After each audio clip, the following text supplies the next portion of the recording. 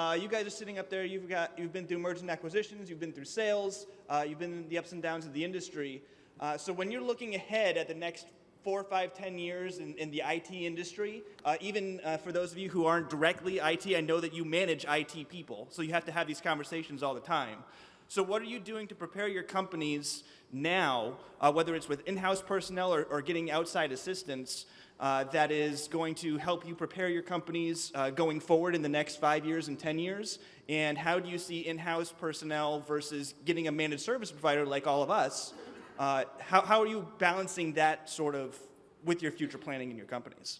So undeniably, every company in the world will buy a managed service. This is the fastest growing silo in the entire computer industry, by far. It's also the most fragmented. There is no brand leader in MSP or MSSP. I mean, I had a small MSP, we're one of the biggest in the world now, and it's still completely fragmented. So I'll give you a stat in the MSSP world. You take the top 8 companies in the world in our vertical, we being one of them, and you get 12% market share. Yeah. I'll give you an example. At the endpoint space, endpoint software or firewalls, you take the top 2 market leaders, you always get more than 50% market share. And so why is that? Complexity, more tool sets. I mean, what you guys do in a single tool stack is phenomenal, but there's more and more technology, there's more data. We create more data every 3 months than the last 50 years. Like, just think about that. And then on top of that, you have compliance. So if you're in this business, congratulations. Yeah. If you're in this business and you're not growing, you're gonna die, because it is a super fast pedal to the metal. I mean, that's my view on it. Yeah, one of the things that we're seeing, so obviously we have a very big internal IT group. We got 5,000 employees. We keep IT internally because we use it as a big QA base for our own products. I will say, one of the biggest opportunities that we're seeing for small to medium-sized business facing MSPs. Robert's organization goes after, big enterprises and stuff, right? But for this room and rooms like this, companies of 2,000 people or less that have 1, 2, 3, 4, 5, 6 IT people, by the end of the decade, about 95% of it will be either co-managed or fully outsourced to rooms like this. 100%. So, yeah, what we're telling people is, and it's a very different business. A couple people alluded to it in the conversations, but from a sales and a marketing perspective, and Robin's got a great playbook for this, and we've talked about this like backstage. If you're going after a 2,000 person company that has a professional purchasing group, you're not dealing with the owner of the business, there's probably a director of IT or a CIO, it's a completely different go-to-market approach than going into the local chamber of commerce and getting your dentists and your doctors and your lawyers and that sort of thing. I would highly recommend everyone here thinks about that in their business and the impacts it can have. And if you choose to go into that business, go in both feet in. That's a monster market. We see it because we have internal IT people that use our platform. Those very small IT shops are like internal MSPs, and they're getting slaughtered. And they're looking for external service providers to augment their work, and they don't know that rooms like this exist. They're thinking about calling people like Robert.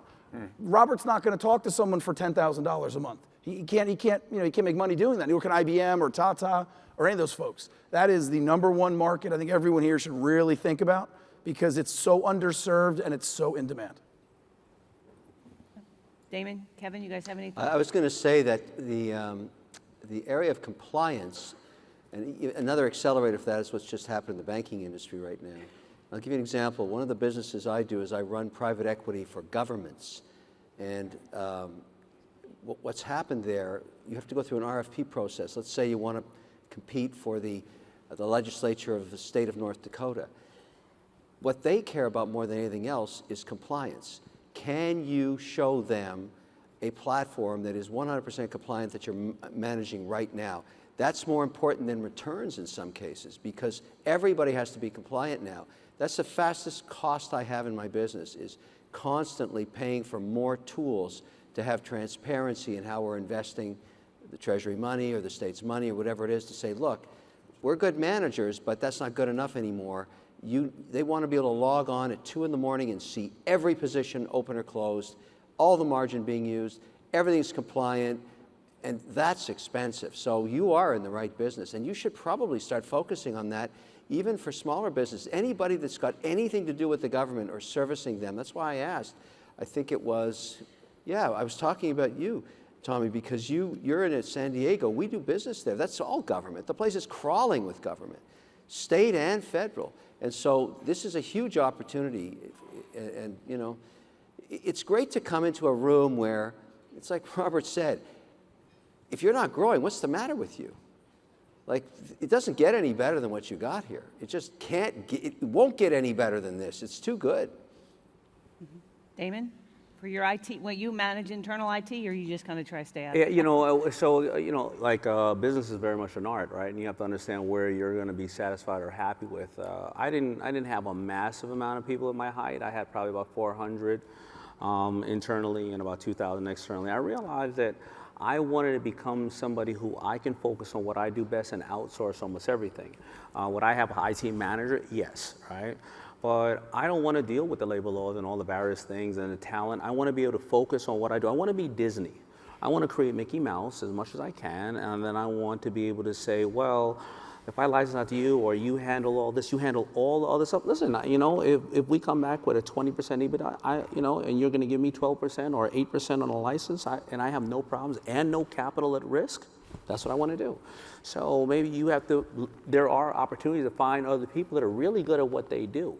You know, we're at a very fascinating time. We're at a time when a lot of the people that are in control of a lot of the levers in life, and they have the distribution and the finance, they are kind of a little bit out of what's going on. They're 40s to 60s, but then we have a lot of the creatives and the people who are communicating at the speed of light. They're between like 15 to 30. If you can merge that world, because the ones with the financing, the knowledge, they need it, and they have the pipes, need what you have. You got to find other ways to utilize it, and that's what I like to do. So I don't want to grow my company and need to be a shrink all the time and have to have an HR person for every 50 people in the company. I don't want to do that, right? So I will be able to focus on what I do best and then outsource everything. And if I can find, you know, a couple of companies, and guess what? If you do wrong, because I have a really great IT manager, well, if I have somebody who knows the business really well, if you suck, they know to get rid of you. If you are great, they know do more with you. Simple as that.